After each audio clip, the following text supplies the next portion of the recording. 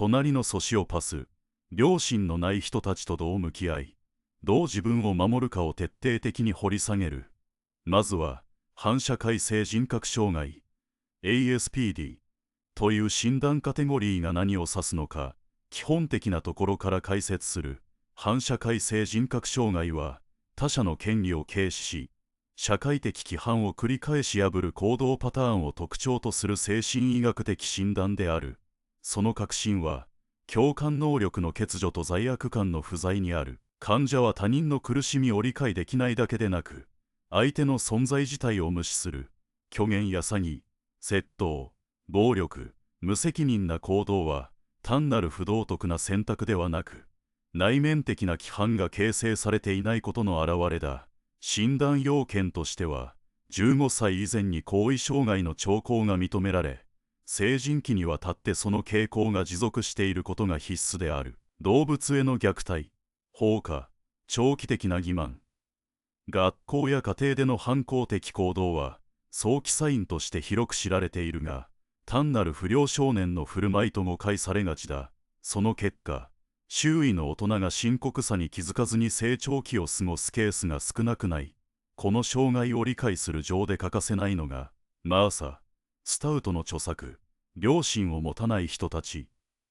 だ。スタウトは、ソシオパスが隣人である可能性を鮮明に提示した。彼らは街角の商店をもだったり、職場の上司だったり、隣家の主婦だったり、あるいは親戚の一人だったりする。外見は普通で社交的、時に魅力的に映るが、その魅力は戦略的な演技であり、感情の深さを偽装した仮面なのだ。スタウトはこの偽装を、氷のような人々、と呼び、感情の冷たさは表面的な怒りや悲しみとは違い、内側から湧き上がる情動そのものが欠如していることを示す。彼らは他人の涙を見て、かわいそうだ、と思うのではなく、この状況を利用すれば自分に利益がある、と計算する。これは単なる冷酷さではなく、人間性の構成要素の一つが先天的あるいは発達段階で欠落していることを示唆している。歴史的に遡ると、19世紀に提唱された、モラル、インサニティ、という概念が、道徳的感覚の欠如を精神疾患として初めて体系的に捉えた。当時は宗教的、倫理的枠組みに根ざしていたが、20世紀に入るとフロイトの長寿が理論がこの病理を心理構造の崩壊として再解釈した。決定的な転換点は1941年、エブリー・クレックリーの真実の仮面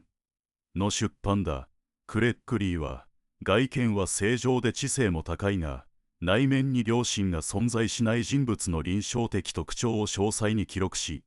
感情の浅さ、偽りの魅力、責任回避、破滅的行動をサイコパスと名付けた。この記述は、後の DSM-III 1980年における反社会性人格障害の診断基準の原型となり、DSM-5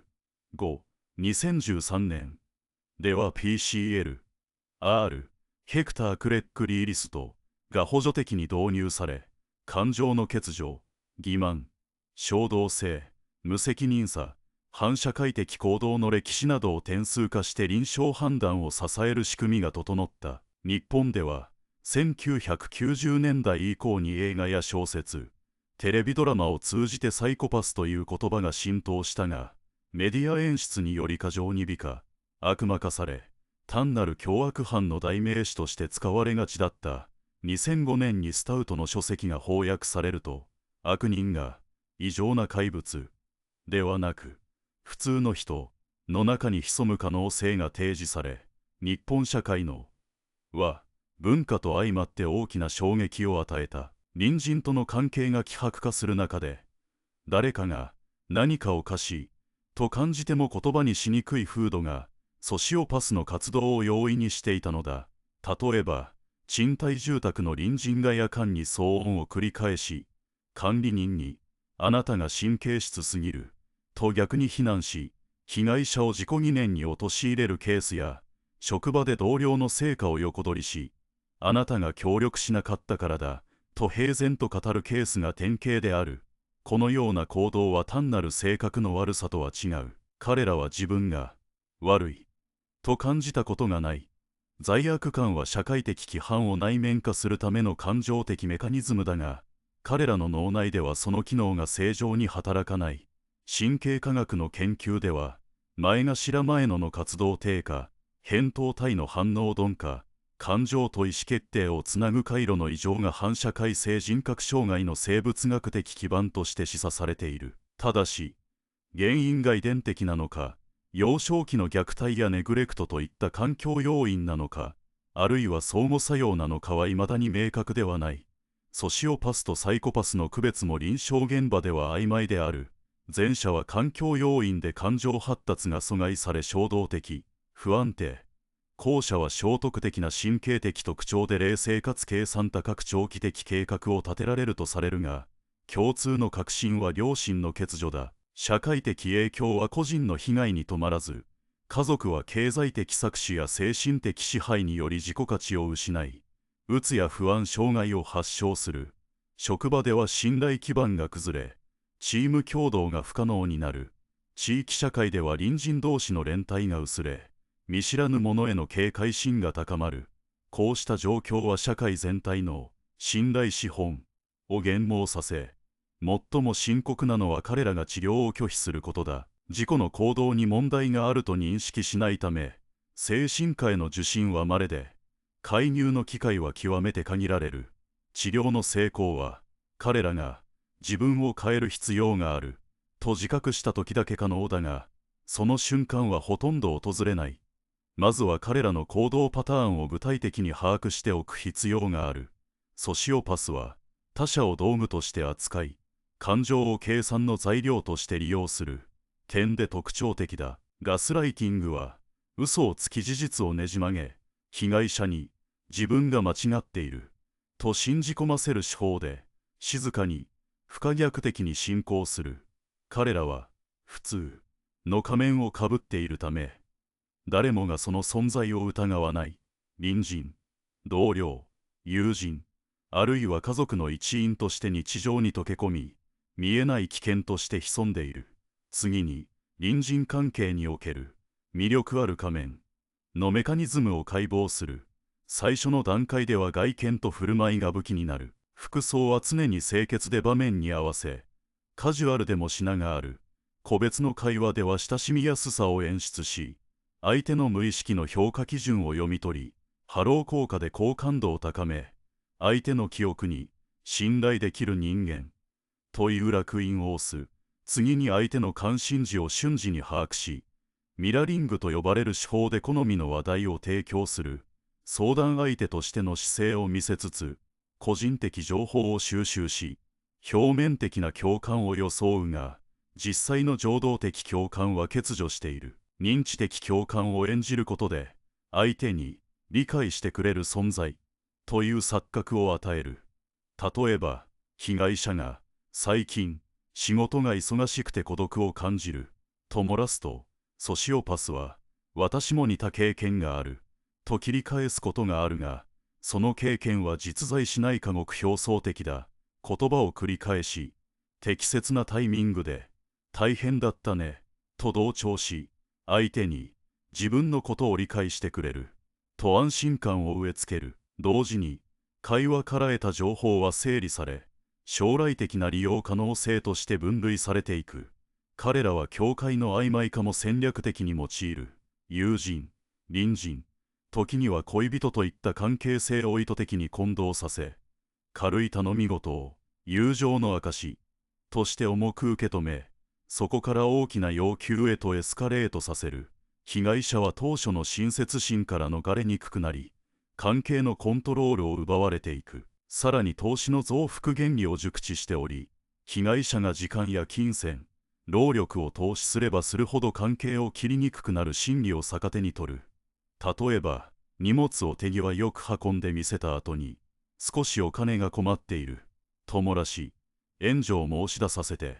永続的な関係の維持として返済させる手口だ。感情の起伏を操ることも得意だ。被害者が少しでも離れようとすれば、態度を硬化させたり涙を流したりして罪悪感を煽る。相手の自分が悪かったという感情を利用し、再び関係を引き戻す。この感情操作は、被害者が防御の術を失い、主導権を奪われるまで続く。孤独感を餌にするのも典型である。社会的に孤立している者や新しいコミュニティに馴染もうとする者ほど標的になりやすく、彼らはその孤独感を嗅ぎ取り、理解者として振る舞う。被害者は、自分を分かってくれる唯一の存在という幻想にとらわれ、徐々に支配下に入っていく。共感の欠如を巧妙に隠す点も重要だ。相手の感情を理解する能力は持ちつつも、感情に共鳴しない。彼らは相手の苦悩を、小と捉え、自己目的のために利用する。この欠如が行動の核心にあり、関係が破綻するまでに段階的にエスカレートする。関係の突然の断絶も辞さないのが特徴だ。目的が達成されれば相手との関係を切り、時に敵対的な態度すら示す。被害者は裏切りに打ちのめされ、経済的損失や精神的ダメージを受ける。さらに、他者の信頼を裏切ることを楽しむ傾向があり、操ること自体がゲームのように感じられる。防御策としては、まず、灰の岩法を覚えておくとよい。これは相手の反応を一切引き出さないよう、無表情で退屈な返答だけを繰り返す戦略だ。そう、へえ、程度の単調な返答にとどめ、質問には感情を込めず事実だけを簡潔に述べる。相手はあなたの反応から得るべき満足感を奪われ、徐々に接触を避けるようになる。物理的境界線の設定も重要だ。ドアの鍵を強化し、合法的な監視カメラを設置することは基本的な防衛手段だ。ただし、探偵業法に触れないように、一般的なホームセキュリティ用品に限定する。共用部分での会話は最小限に抑え、必要な挨拶だけに止める。相手が積極的に近づいてくる場合は、曖昧な返答を避け、それはできません。不需要です。と明確に断る。LINE やメールでの接触も同様に、所有者の許可なく連絡先を追加する行為はストーカー規制法対象となる可能性があるため、記録を残しておくことが重要だ。法的手段の検討も必要に応じて行う。警察への相談は証拠がものを言うので、会話の録音、相手の同意がない場合は、一方的な録音となるが、証拠としての扱いには個人差がある。スクリーンショット、書面でのやり取りはすべて保存しておく。民事訴訟における損害賠償請求や、名誉毀損、侮辱に対する対応も念頭に置くべきだが、何より日常的な予防線が不可欠だ。最終的に最も効果的な防御は、彼らとの関係を始めないことにある。初期段階で魅力を感じたとしても、その裏にある目的を冷静に見極める姿勢が身を守る。信頼は時間と一貫した行動によって構築されるものであり、急速に近づいてくる関係には常に警戒を払うべきだ。ソシオパスとの遭遇は避けられないかもしれない。しかし、正しい知識を持ち、適切に境界線を設定することで、被害を最小限に抑えることは可能だ。あなた自身の直感を信じ、理性的な判断を維持することが何よりの防御策である。近づいてきても、すみません、忙しいので、と理由をつけずにその場を離れることがポイントです。法的境界線の設定では、嫌がらせや脅迫、騒音、侵入が確認された時点で証拠を文書化、録音、録画することが不可欠です。日本ではプライバシーを侵害しない範囲での録音、録画は原則合法とされており、日付と時刻、内容を詳細に記録した上で、警察や自治体の生活や自然科、精神保健福祉センターに提出できる用フォルダを作成しておくと後の手続きで強力な証拠になります。写真やスクリーンショットも時系列で保存しておくと効果的です。心理的境界線の設定では、感情の分離が鍵です。サイコパスは他人の感情を道具として利用するため、自分の感情を巻き込まないよう意識的に距離を置きます。彼らの行動はあなたの価値や存在を反映していない。という認知的再構成を日常的に練習し、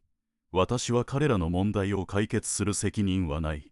彼らの怒りは私のせいではない。と自己宣言を日記に書き留めると、内的安定を保ちやすくなります。周囲への相談と専門家の介入も忘れないでください。自治体の精神保健福祉センターに連絡し、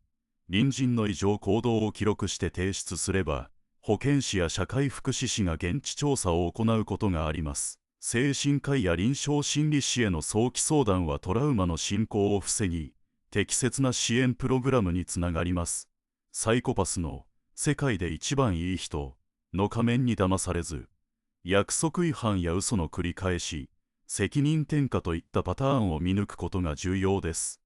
共感や謝罪、理由説明はむしろ捜査を助長するので、感情的に巻き込まれないようにしましょう。実際の被害事例を見ると、隣人による反社会的行動は想像を超える複雑さと深刻さを伴います。精神疾患を抱える隣人からの長時間にわたる嫌がらせは、壁を叩く音や夜間の規制、物音による睡眠妨害に加えて、見られている、監視されている、という妄想的ストーキング行為まで拡大します。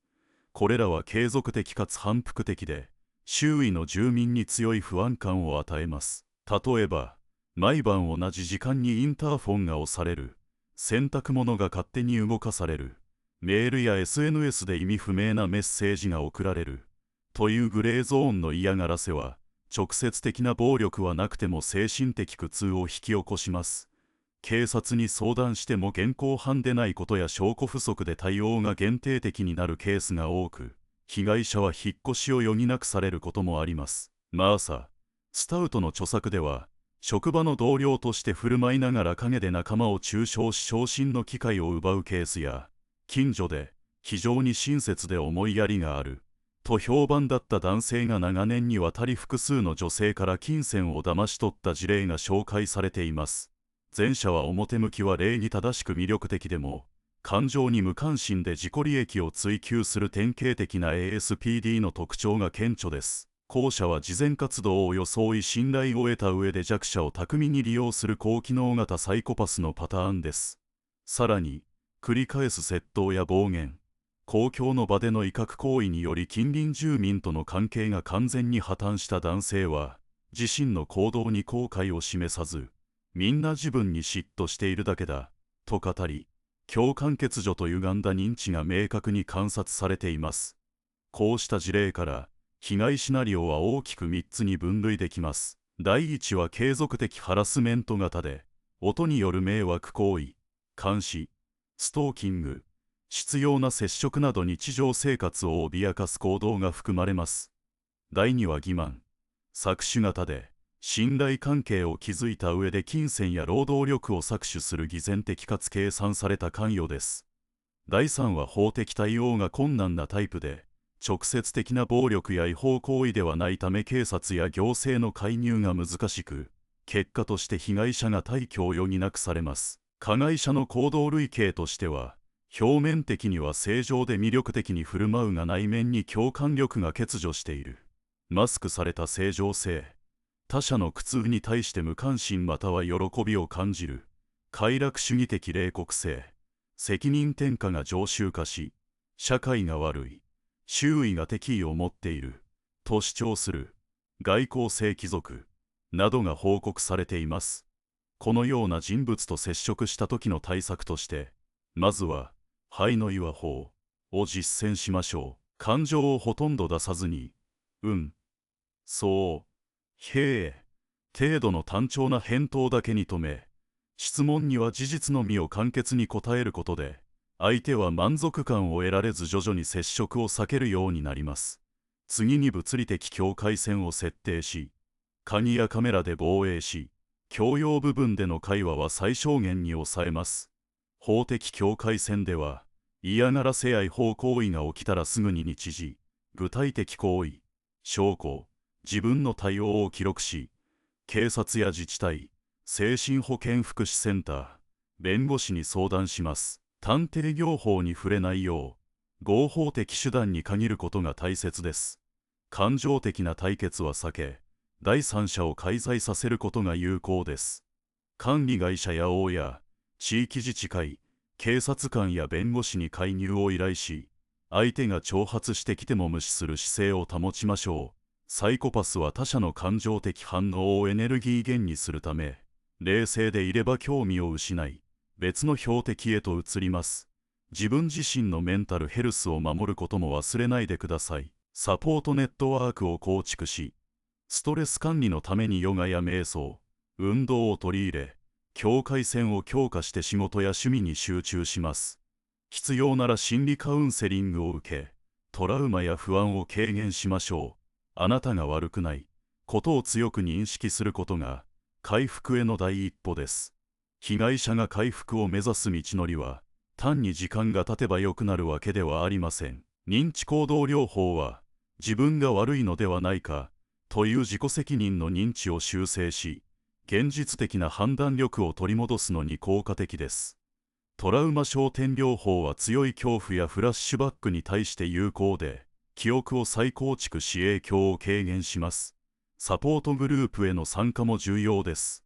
似た経験をした人々と交流することで孤独感が払拭され、体験が特別なものではないと実感できます。境界設定の練習は回復プロセスの中でも特に大事です。不要なコミュニケーションを避け、個人的な空間を侵されないようにし、ドアは常に施錠するといった物理的な境界が心理的安心感を高めます。自己ケアとして、規則的な運動や十分な睡眠、健康的な食事は脳機能を最適化し、感情の安定を助けます。法的支援も積極的に活用しましょう。嫌がらせが続く場合は警察や法律相談窓口に相談し、保護命令や刑事告訴が可能なケースでは迅速に手続きを進めます。教育と意識向上も回復の一環です。マーサ・スタウトの良心を持たない人たちを読むことで、ASPD の特性や影響を客観的に理解でき、将来的に同様の被害を防ぐ警戒心が養われます。ポジティブな人間関係の構築も鍵です。信頼できる友人や家族との関係を深めることで心理的安定を取り戻し、健全な関係を再構築できます。長期的なモニタリングとして定期的な心理カウンセリングやチェックアップを受け、進捗を監視し再発防止に努めましょう。ここからは、テクノロジーがもたらす新たなリスクとそれへの対策について触れます。通信網が密度を増すにつれ、生活圏はかつてないほど透過的になり、物理的距離で干渉されていた摩擦が瞬時に実害へと転化します。ASPD の傾向を持つ者や衝動制御が難しい隣人は、ネットワークを標的に選ばず、痕跡を残しにくい攻撃経路として利用しています。匿名掲示板や実名型プラットフォームでの嫌がらせは、言葉の暴力を超えて被害者の社会参加を封じ、顔認識技術や AI による標的選定が組み合わさることで、執拗な監視が日常化しています。スマートスピーカーや防犯カメラ、ウェアラブル端末は利便性を高める一方で、脆弱性を突かれると指摘空間が拡声器に変わり、遠隔操作で音声が外部へ流出し、別の文脈で拡散されるケースも報告されています。こうしたネットワークの遅延が減少する環境では、監視と嫌がらせのエスカレーションは時間的な隔たりを失い、標的が逃れる余地がなくなります。この脅威に対抗する技術的動向としては、検知と証拠保全の2本柱が進化しています。プラットフォーム側は投稿の文脈やネットワーク上の挙動からハラスメントパターンを学習し、被害が顕在化する前に介入するシステムを導入し始めています。機械学習による事前フィルタリングが標準化しつつあり、危険なメッセージが端末に届く前に警告が出る仕組みが広がっています。同時に、改ざんが困難な時系列記録を分散台帳に保持し、裁判所での証拠能力を維持したまま保存できる技術も一般化しています。これにより、被害者が自ら証拠を担保する負担が軽減され、迅速な法的措置への道が開かれています。法制度でもプラットフォームに対する削除義務や、IoT 機器への不正アクセスに対する損害賠償基準が明確化されつつあります。一定期間内に違法投稿が削除されなければ運営側に責任が問われる枠組みが機能し始め、放置による二次被害の抑制が期待されています。IoT 機器への不正アクセスに対しては、被害額の数倍に相当する賠償請求が可能となり、違法行為のコストが上がっています。こうした法整備は技術の進化に追随し、各国の立法過程で人権保護の視点が組み込まれています。社会システムの側でも、精神、健康の観点から、ASPD などの反社会性パーソナリティ障害を持つ者に対する共感欠如や快楽主義的冷酷性の特性を理解し、彼らが他者を道具として扱う外交性貴族のメカニズムを認知することが被害者の心理的防御に不可欠です。彼らが示すマスクされた正常性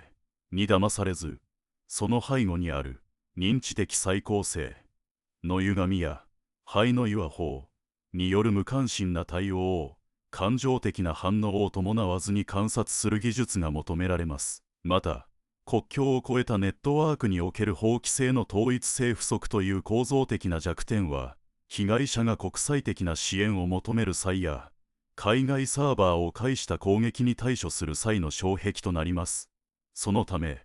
単一の法域に依存せず、複数の管轄にまたがる証拠収集と国際的な法的枠組みの連携強化が真の物理的境界線及び心理的境界線の確立には不可欠な要素となります。最終的に技術的対策、法的措置、そして心理的回復が三位一体となったアプローチによってのみ、現代の複雑なハラスメント環境において個人の尊厳と安全を完全に再構築することが可能になります。リスクも生み出しています。地域ごとに制限された行為が別地域から標的にされるケースは、技術的対策だけでは防ぎきれません。量子計算技術の実用化が進む中で、現在の暗号化手法が無効化される可能性も指摘されており、証拠保全や通信の安全性に対する新たな対策が求められています。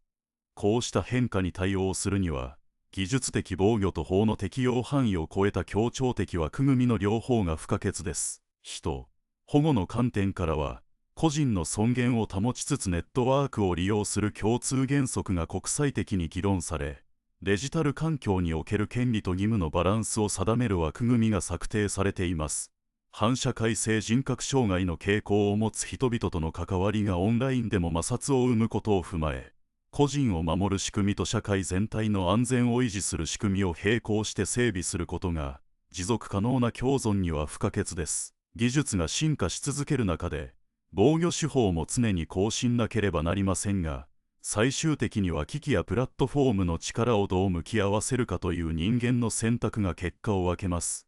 ネットワークの双方向性を理解し、他者への影響を予測する視点を内側に持つことが見えない境界線を越えた摩擦を防ぐ最初の防御線です。さて、ここまで ASPD の基本的な特徴、歴史的背景、神経科学的根拠、社会的影響、操作手法、具体的事例、対策、法的、技術的側面、そして回復プロセスまで網羅的に見てきました。最後に、実際に隣人が ASPD の特徴を示す場合に取るべき具体的な行動指針をまとめます。まず第一に、距離を保ち、関与を最小限に抑えることです。彼らはあなたの時間、資源、感情を消費し、最終的に疲弊させます。挨拶程度の会話はしても、個人的な話題や依頼には応じません。もし境界線を侵害されたら、はっきりと、ノー。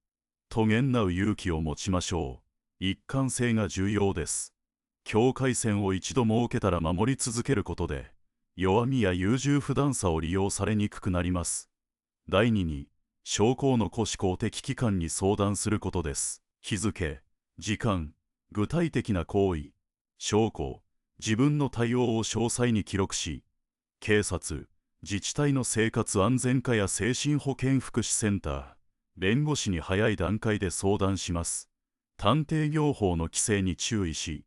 合法的手段に限定して専門家の助言を仰ぎましょう。第3に、感情的な対決を避け、第三者を介在させることです。管理会社や王や地域自治会、警察官や弁護士に介入を依頼し、相手が挑発してきても無視するのが最善です。彼らは感情的反応をエネルギー源にするので、冷静でいれば興味を失います。第4に、自分自身のメンタルヘルスを守ることです。信頼できる友人や家族、カウンセラーに相談し、孤立しないようにします。ヨガや瞑想、運動でストレスを管理し、仕事や趣味に集中して隣人の影響を最小限に抑えます。必要なら心理カウンセリングを受け、トラウマや不安を軽減しましょう。あなたが悪くないという認識を持ち、彼らの行動パターンは変わらないことを理解した上で、自分を守ることに専念してください。最終的な結論として、サイコパスや ASPD の隣人との付き合いで、完全な勝利は期待できません。彼らは変わらず、あなたの論理や感情に応えてくれることはありません。目標は、共存ではなく、被害を最小限に抑えることです。可能であれば引っ越しを検討し、違法行為があれば迅速に法的手段を講じ、心理的防御として相手の行動に一喜一憂せず自分の生活の質を優先します。最後に、彼らの魅力的な仮面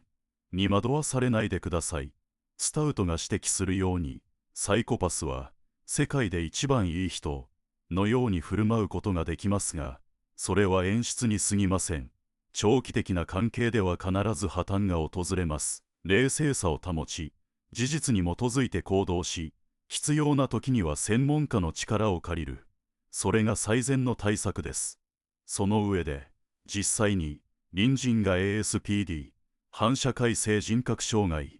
であることが疑われるケースに直面したとき、単に距離を置く以上の具体的なステップを取ることが、長期的な安全と精神的安定を保つ鍵となります。ここでは、心理学的アプローチ、法的戦術、そしてコミュニティレベルでの共同策を3層構造で掘り下げ、実践的なチェックリスト形式で提示します。第1部、心理的防衛の進化、認知バイアスと感情調整。1、魅力的な仮面の認知的解体サイコパスや ASPD 者は、しばしばカリスマ的リーダーシップや過度な共感表現を演じます。これらは、ハロー効果、全体的好印象が個別評価を歪めると、ミラーニューロン過剰活性化によって、観察者の脳内で安全感が錯覚されるためです。対策としては、以下の質問リストを頭に入れておきましょう。質問。目的。彼女は過去1ヶ月以内に約束を守らなかった具体例はあるか。行動の一貫性を検証。何かを頼む際に、相手が好きだから、や、感謝の気持ちで、と過度に感情訴求してきたか。感情操作の有無を判定。その人が他者に対して示す親切は、何らかの見返り、情報、金銭、権力に結びついているか。利己的動機の抽出。このチェックリストは、日常会話の中で無意識に行われがちな感情的同意を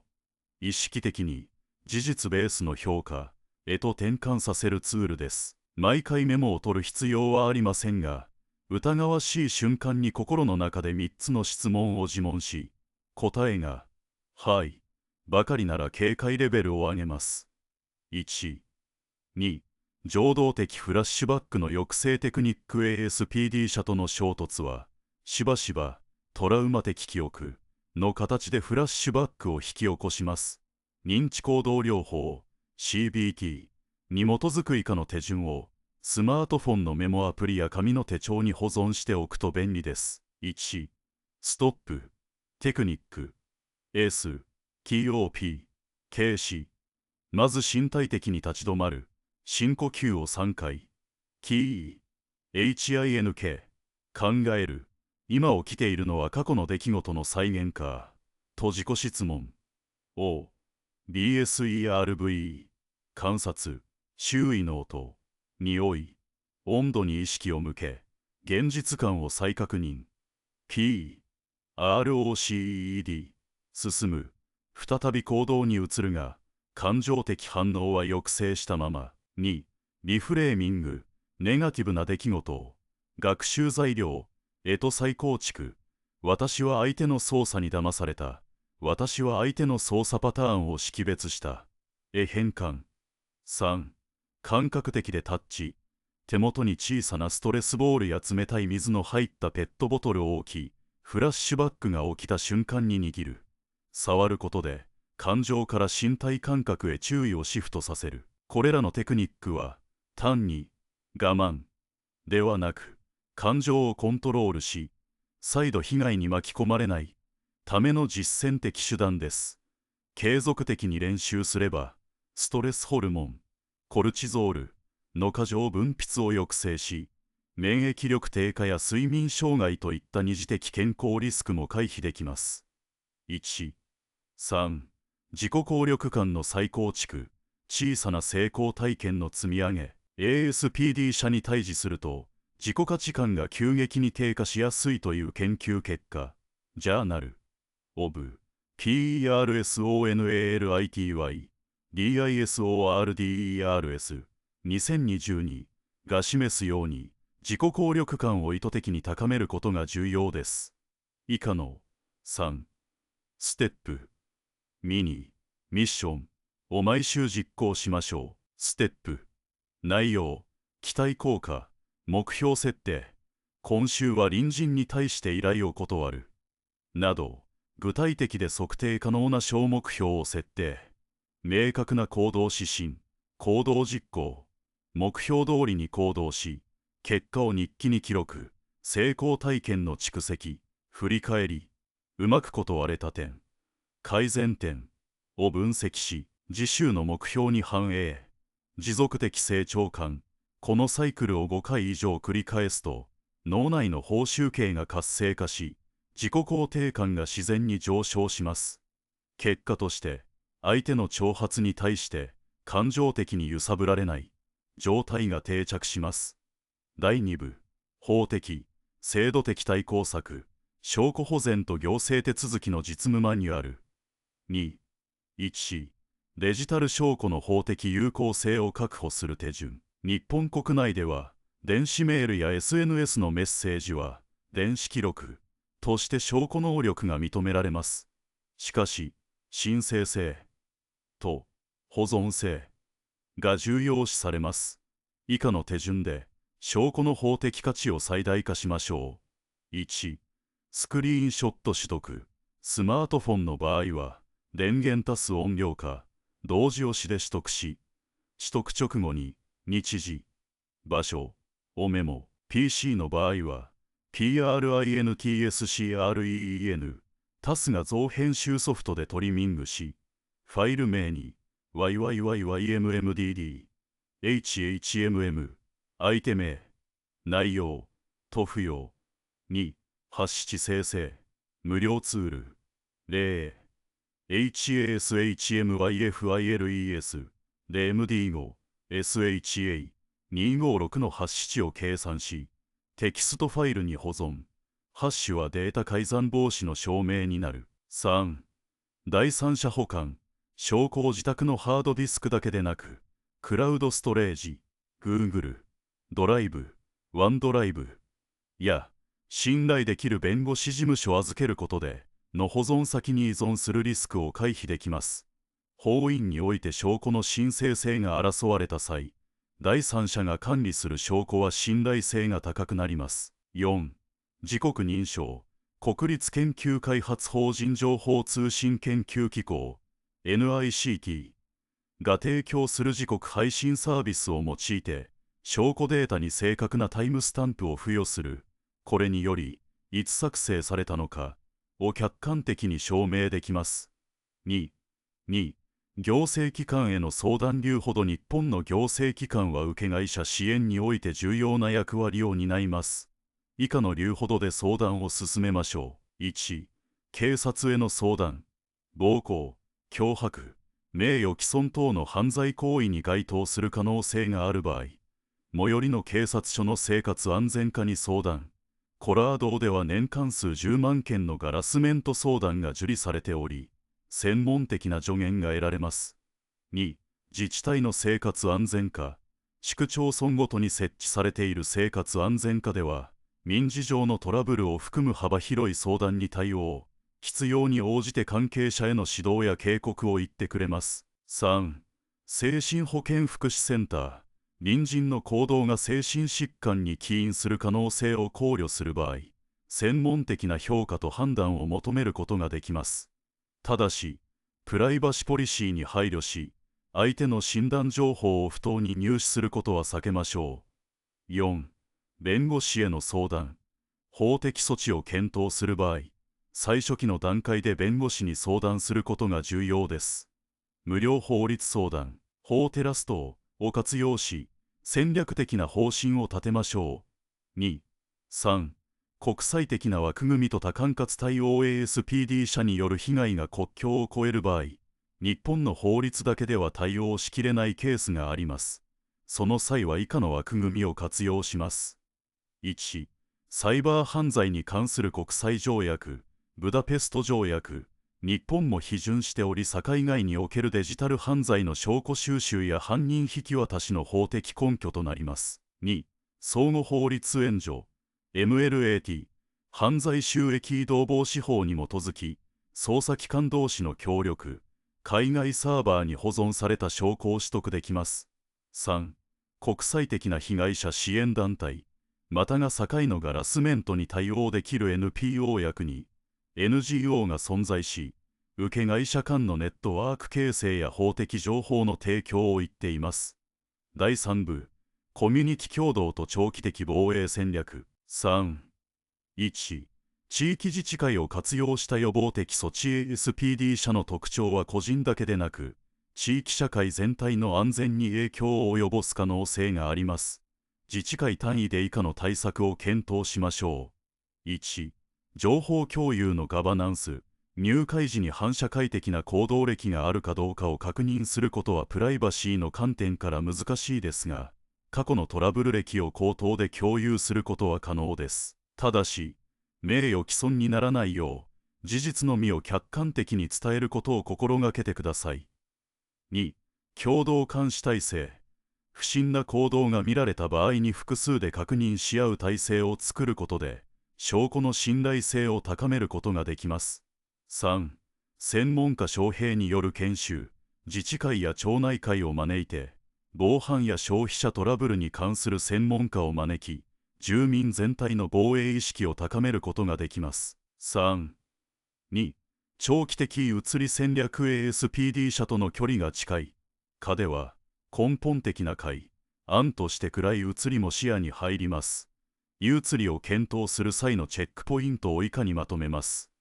1、経済的準備、引っ越し費用、初期費用、月額賃料の上昇分を蓄えておく。公的支援、住宅手当等を活用することも検討しましょう。2、新居の選定基準、管理組合の存在、探偵業の規制状況、周辺住民の、など、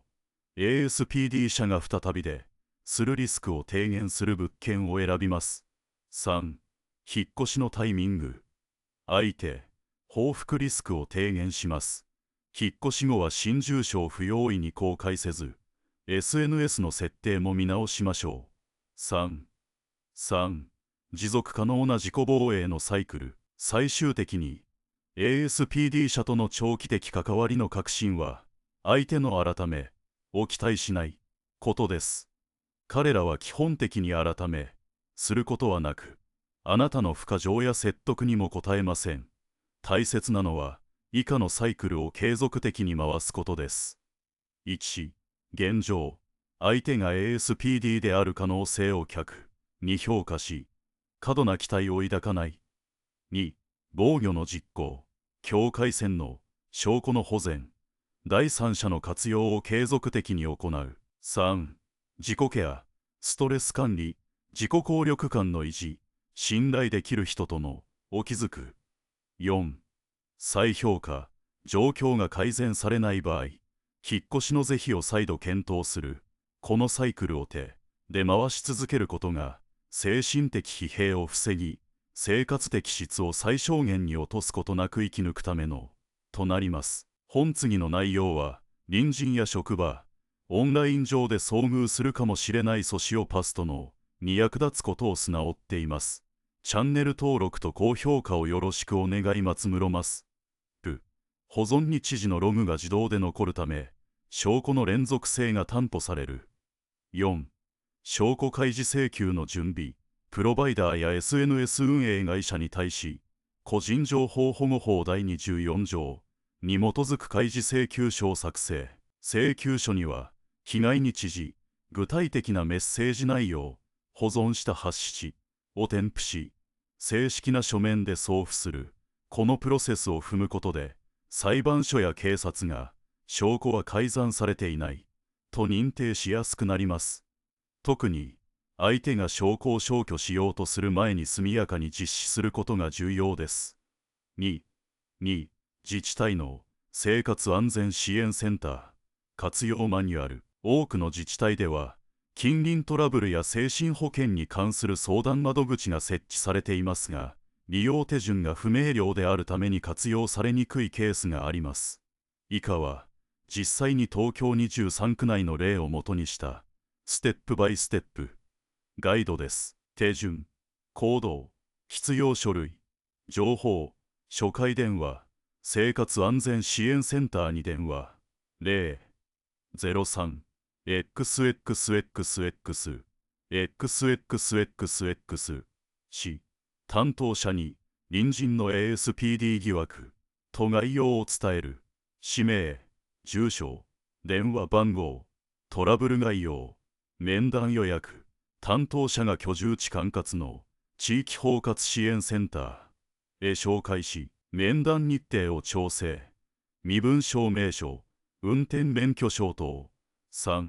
証拠提出。面談時にデジタル証拠の発紙とスクリーンショットを USB メモリで持参。証拠一覧表、日付、内容、ハッシュ、介入要請、相談官が調停委員会や警察への連絡を代行し、正式な書面での警告文を作成。介入希望の具体的内容。例、騒音停止、敷地侵入防止。5. フォローアップ。2週間後に再度電話で経過確認。必要に応じて仮処分や民事訴訟の手続きを案内。進捗メモ、次回アクションプラン。この流れを把握しておくと、感情的に揺れた状態でも何をすべきかが明確になり、無駄な時間と労力を削減できます。さらに、自治体の支援は、行政の公的権威を背景に持つため、相手側が法的リスクを認識しやすく、交渉がスムーズに進むケースが多数報告されています。大阪府福島区の事例。2023年。2、3、民事訴訟と仮処分の実務的活用例。 ASPD 隣人が不法侵入、嫌がらせ行為、財産的損害など具体的な違法行為を行った場合、民事訴訟の提起が有効です。以下は実際に広島県で起こった隣人の騒音と脅迫行為に対する訴訟プロセスの要点です。1、請求内容の明確化。損害賠償請求。過去3ヶ月間の精神的苦痛に対し、慰謝料、概算300万円と実費、修繕費100万円を請求。差し止め請求。今後の騒音、脅迫行為を停止させる仮処分を求める。2、訴状作成。法律事務所に依頼し、民事訴訟法第317条に基づく仮処分の根拠、危険回避の必要性を明記。付属資料として音声録音、時間スタンプ付きや防犯カメラ映像、証拠ハッシュリストを添付。3、仮処分申請。第一審で仮処分が認められた場合、相手は即座に行為停止命令を受け、違反すれば罰則、罰金+公金が課される。裁判所は即時性と証拠の明確性を重視するため、証拠保全が最重要。4、和解交渉、仮処分取得後、相手側の弁護士が和解提案。ここで、金銭的賠償タスクを移停し、を条件に合意すれば、長期訴訟を回避できる。合意書は交渉役場で認証し、後日違反があれば、執行力のある判決として即時執行可能。この事例は、証拠保全と行政、司法の連携が迅速な被害停止に直結する法令です。ASPD 隣人が法的リスクを軽視する傾向があるため、早期に仮処分を取得すれば、相手の行動を実質的に凍結させられます。第3部、コミュニティと社会的エコシステムの構築、予防と共同の実践モデル。3、1、近隣安全ネットワークの形成手順。個人の防御策だけでなく、地域全体でのリスク分散が長期的な安全につながります。日本国内の成功例として、福岡市の防犯・防衛サークルが挙げられます。以下は、同様のネットワークを自宅近隣で立ち上げる際のロードマップです。1、コアメンバー募集。同じ建物に住む30代以上の常駐者5名を対象に、匿名アンケート、Google、FORM で、近隣トラブル経験の有無を把握。アンケート結果で、リスクが高いと評価された世帯を中心に、WHATSAPP や LINE のグループを作成。2、情報共有ルール策定。プライバシー保護。個人情報は暗号化されたメッセージングアプリでのみ共有。報告フロー。トラブルが発生したら、1写真、動画、日時、2被害内容、3緊急度。中、経営をテンプレートに沿って投稿。対応マトリクス。高緊急度は即座に警察へ通報。低緊急度は管理会社へ連絡。全体で週次ミーティング開催。3、定期的な防犯講習。地元の防犯協会や警察と連携し、年に2回、防犯・防衛講習会を開催。内容は、防犯カメラ設置、不審者の見分け方、ASPD の心理的特徴など、講習後は参加者全員に防犯チェックリストを配布し、自己点検を促す。4、エスカレーションプロトコル。例えば、隣人が夜間に不審な音を繰り返す場合、まずは、グループ内通報、管理会社へ連絡、警察へ通報の3段階を踏む。各段階での対応記録は、安全ログブック、紙媒体に日付と担当者名を記載し、後日証拠として利用できるように保管。このような共同防衛体制は、個々の孤立感を減少させ、相手が集団的抵抗に直面することで行動抑止効果が期待できます。3、2、職場やオンラインコミュニティでの ASPD 対策モデル。隣人だけでなく、職場やリモートワークのプラットフォームでも ASPD 的行動が顕在化します。特に、プロジェクトマネジメントツールや SNS 上のグループチャットでは、心理的操作が巧妙化しています。以下は、企業が導入すべき3つの制度です。1、行動コード、オブ、コンダクトの明文化。具体例として、相手の感情を操作する意図的な発言は禁じる。業務外の個人的要求は上司の承認を得る。といった項目を追加。これに違反した場合は、段階的懲戒、口頭注意、書面警告、配置転換を明示し、違反者が心理的優位性を持ちにくくする。2、デジタル証拠保存、ポリシーの導入。全社のメールサーバーは、自動暗号化タイムスタンプで保存し、一定期間、例5年、保持、法務部が定期的に、疑わしいコミュニケーションパターン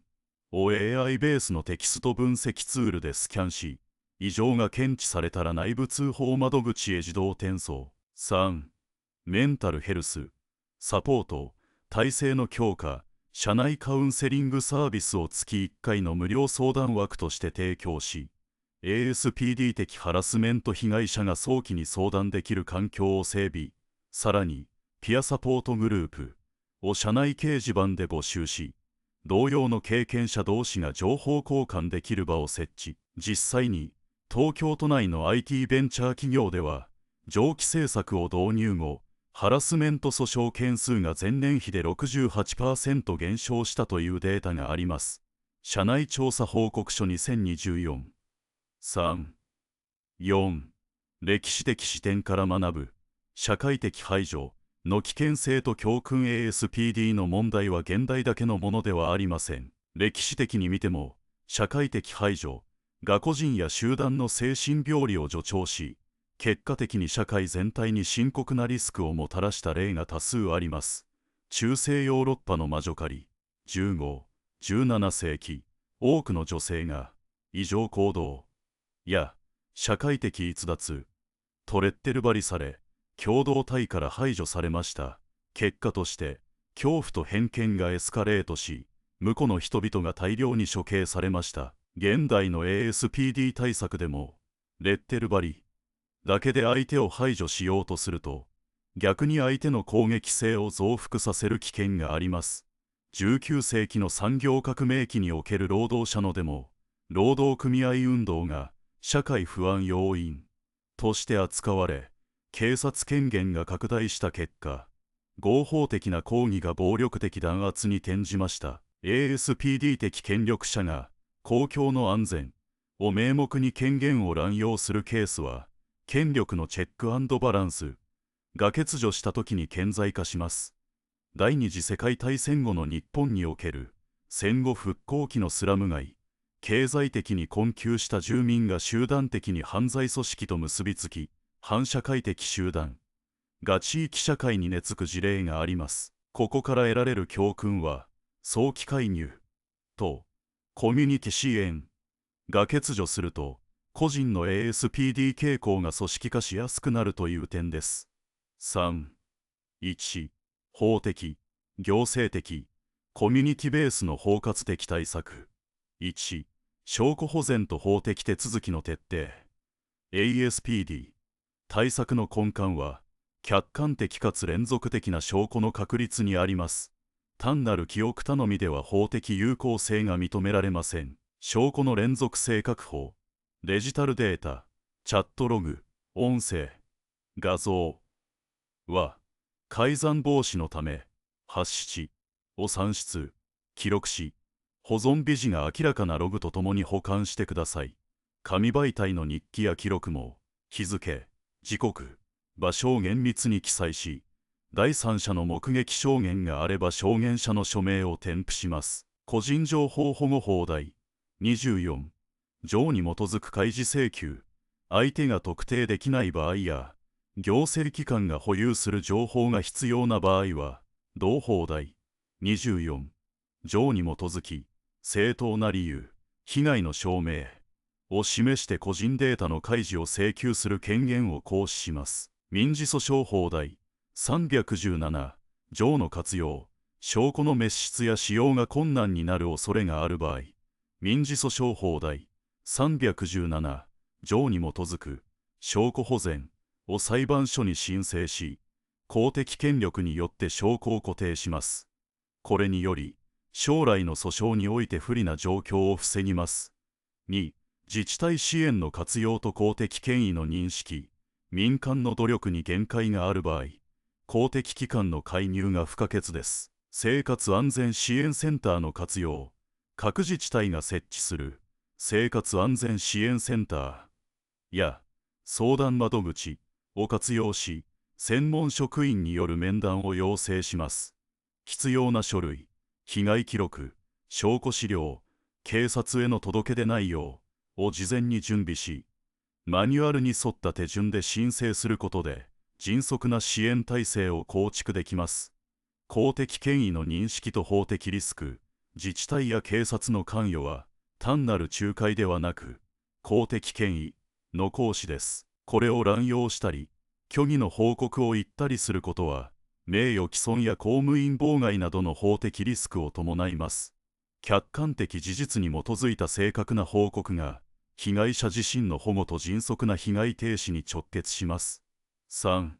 民事訴訟と仮処分の実務的活用。話し合いや行政指導で解決しない場合、法的強制力を行使する段階へ移行します。損害賠償請求と差し止め。民事訴訟により、精神的苦痛に対する損害賠償と行為の差し止めを請求します。仮処分申請の実践。裁判の判決を待つ間に被害が拡大する恐れがある場合、仮処分を申請します。これにより、裁判手続きが完了する前に、相手に対する接近禁止や騒音の停止などを一時的に命令することが可能です。証拠の連続性が整っていれば、仮処分の許可率も向上し、迅速な被害停止が期待できます。4. 近隣安全ネットワークの形成。前述の REFINED スクリプトにある匿名アンケートやグループ形成に加え、より構造的なネットワークが必要です。コアメンバーの募集と情報共有ルール。地域内で信頼できる住民をコアメンバーとして募り、定期的な情報共有会議を開催します。個人情報保護の観点から、共有ルールを厳格化し、無関係な個人情報が拡散しないよう管理します。防犯講習の実施。警察や防犯協会と連携し、ASPDの心理的特徴や具体的な防衛手段、防犯カメラの設置、鍵の強化などに関する講習をとし、2. 会議場開催します。参加者全員に防犯チェックリストを配布し、自己点検を促すことで、地域全体の防犯意識を底上げします。5. 証拠の連続性と公的機関連携の重要性。すべての対策において、最も重要なのは、証拠の連続性と公的機関との連携です。ログの保存、発出の記録、日付の正確な記録は、法的手続きにおける勝敗を分ける決定的要素となります。また、自治体や警察との連携を早期に開始し、公的権威を背景にした対応を行うことが、ASPD的な行動の早期鎮静化と被害の拡大防止に直結します。孤立した個人が対峙するのではなく、法とコミュニティという構造的な枠組みの中で問題解決を図ることが、最も効果的な対策です。ASPD 隣人への対処は、個人レベルの防御、多数、地域、国家レベルの制度という2層構造で考えるべきです。未来志向の予防策として、AI とビッグデータを活用した行動予測とリスクスコアリングが実用化されています。このシステムは3層で構成されています。1層目は、データ収集層、スマートホームデバイスから取得した行動ログを匿名化し、防犯データベースと統合します。例えば深夜に頻繁なドアの開閉や音量の急上昇といった異常パターンを検知します。2層目は、分析層、機械学習モデル、ランダム、フォレスト、タス、LSTM で過去3ヶ月分の行動ログを学習し、リスクスコアを0、100で算出します。スコア70以上で住民にプッシュ通知が送られ、安全確保ガイドが提示されます。スコア90超で自治体の安全管理センターに自動通報され、警備員が派遣されます。同時に自動証拠保存モジュールが映像、音声を暗号化して法的証拠として保管します。2022年の福井県実証実験では、このシステム導入後に犯罪発生率が 23% 減少したと報告されています。多層防衛フレームワークの5つの柱は以下の通りです。1、認知的自己防衛。ハロー効果や感情操作を意識的に分解し、事実ベースの質問リストで相手を評価します。感情フラッシュバックにはストップテクニックとリフレーミングで即座に切り替えます。2、証拠保全と法的手続き。デジタル証拠は発出と第三者保管で信証性を担保し、自治体の生活安全支援センターを活用して行政的介入を得ます。仮処分や民事訴訟で相手の行動を凍結します。3、コミュニティ共同、近隣安全ネットワークを構築し、情報共有、エスカレーションプロトコルで集団的防御を実現します。職場やオンラインでも行動コードとデジタル証拠保存ポリシーを整備します。4. 歴史的教訓と制度的視座、社会的排除や権力乱用の歴史から、早期介入と制度的保護の重要性を学びます。5. テクノロジー活用の未来像、AI とビッグデータで行動予測、リスクスコアリングを行い、予防的介入を自動化します。加えて、トラウマの世代関連差を断ち切るための心理的免疫強化も不可欠です。家族内で毎日、今日の出来事で違和感があったことを語り合う時間を設け、潜在的脅威を早期検知します。これは ASPD 隣人が作り出す孤立化の罠を打破する最強の手段です。地域支援ネットワークでは防犯パトロールに加え、精神保健専門家による地域メンタルヘルス、サポーターの配置が将来的に重要視されるべきです。感じた不安を直感と捉えず、多層的アプローチを実践すれば、必ず安全な環境を取り戻せます。自己成長とコミュニティのレジリエンス強化を核とした取り組みとして、個人は感情に流されない冷静さを養いつつ、証拠と制度を駆使した計画的行動を徹底します。具体的には、定期的な自己評価と心理トレーニングを通じて認知的柔軟性を高め、ストレス耐性を強化します。一方、コミュニティでは、住民同士の信頼関係を深めるワークショップや、緊急時の連携を確認する防災訓練を実施。これにより、個人の成長が集団の結束力へとつながり、全体としてのレジリエンスが向上します。また、家族内レジリエンスを高めるため、定期的な家族会議で感情的安定を図り、外部の脅威に対しても一体となって対処できる体制を整えます。